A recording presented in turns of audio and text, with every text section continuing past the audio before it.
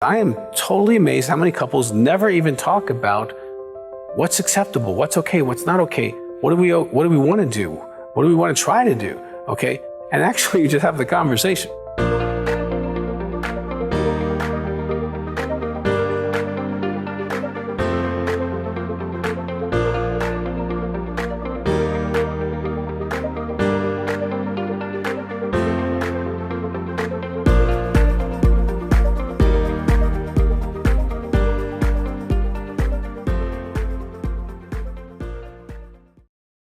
The sex garden. This is something that I developed really early in my career, probably 30 years ago. It's in the book, Intimacy, a 100-Day Guide to Lasting Relationship. It's kind of one of our, trademark pieces that we brought to the field. And it's really about healthy sexuality.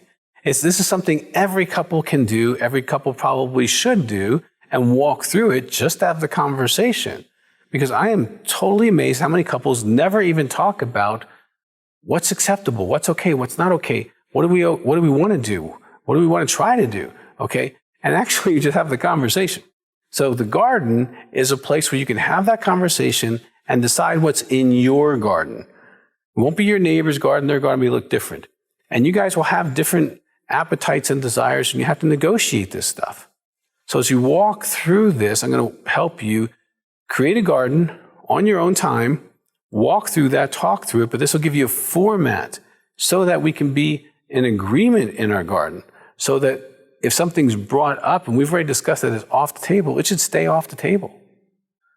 Okay, now this can change. This is something you might want to revisit, especially as a recovering couple.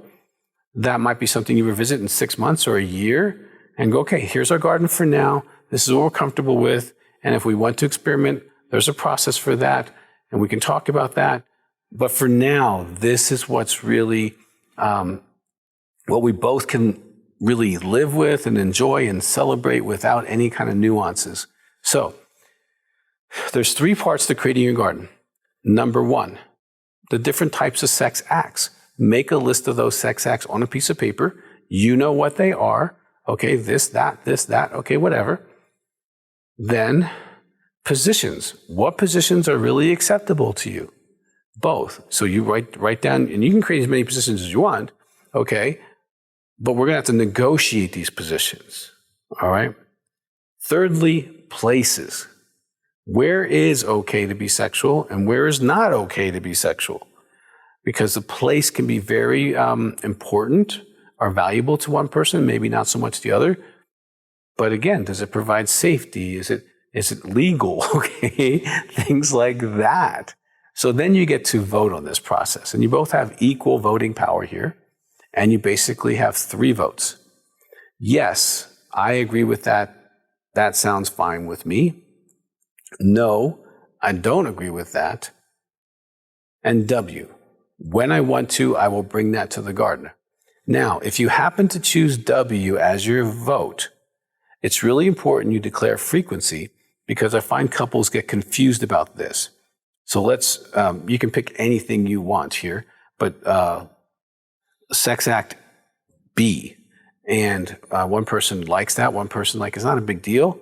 And so if they vote W, the person who votes W would say, okay, I'm willing to participate with B, but at this frequency.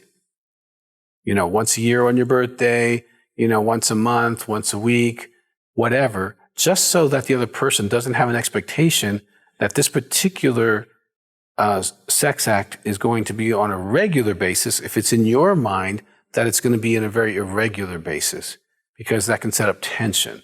So you have 3 votes, yes, no, W. So you can stop the tape if you want, make a list, go through this process, or you can do it later. I recommend you probably just stop the tape and go through this. And we don't provide a list because your imagination might be more creative than any list we come up with, and you have different experiences, and it would take a whole book to do that. So come up with what you guys are familiar with, and then vote on that. Vote separately. Don't talk to each other. Vote separately. And then when you're done voting, look at the votes that are yes and yes. Those are your garden. Absolutely. The yes W's, those are in your garden at the frequency that's been established by the person who voted W. But then that person should initiate that behavior so that frequency is happening, keep their word. And the things that are yes, no, they are not in your garden. Not now, and maybe never. You have to accept that. Don't fight it. If you want to say, hey, can we talk about that next year? And your spouse is willing to do that, okay, you can put an asterisk there. But some things are going to be no. Your garden is the garden between the two of you. And the problem, especially with several couples in recovery, is one or both people have experimented with pornography, ideas, acting, all kinds of stuff that goes on in pornography, and or with people in their past, and have been in different little gardens, and they like that little garden over there that had a little carrot in it, but they didn't marry that person with the carrot because there was a lot wrong with that person with the carrot, okay? But they sometimes pick up a little piece here and they go, oh, I want that in my spouse. My spouse needs to do that. No, your spouse may have no desire to do that. People like Italian food, people like Thai food. Not everyone who likes Italian likes Thai. We have different appetites, different desires. There's no shame in that. We just have to be honest about that, work with that, and work through that. So as you have this conversation about the garden, try to settle these things so you focus on what you do have and don't focus on what you don't have, and get really good at what you do have.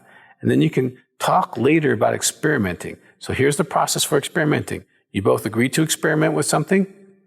After you do that, once, twice, or 3 times, whatever the number you agree with, then you both get to vote on whether that's going to stay in the garden or not. Okay? And experimenting should be a mutual idea and mutual agreement. It should not be some power play on one person bullying the other person and wearing that person down until they do that or capitulate. That is not an experiment. Okay, that's something else. What I'm talking about is 2 people say, hey, what do you think about that? And they go, yeah, we should try that. That sounds like fun. Okay, they try it and they may never do that again, or they may love it. So there's that place, but that's a both thing. And I would say early in recovery, I would avoid that. I would stick with what's in the garden, stay there, get really good and appreciative of that. And then down the road, if you want to open up some of those doors, fantastic. But stay with what's relational. Stay with what's connected. Boundaries that are absolutely outside of the garden, no other person, no pornography, that is not going to work in a recovering sexual relationship. That's about object sex. We don't want to have object sex. We want to have relational sex. It's very important in early recovery that the sex we're having is relational and connected.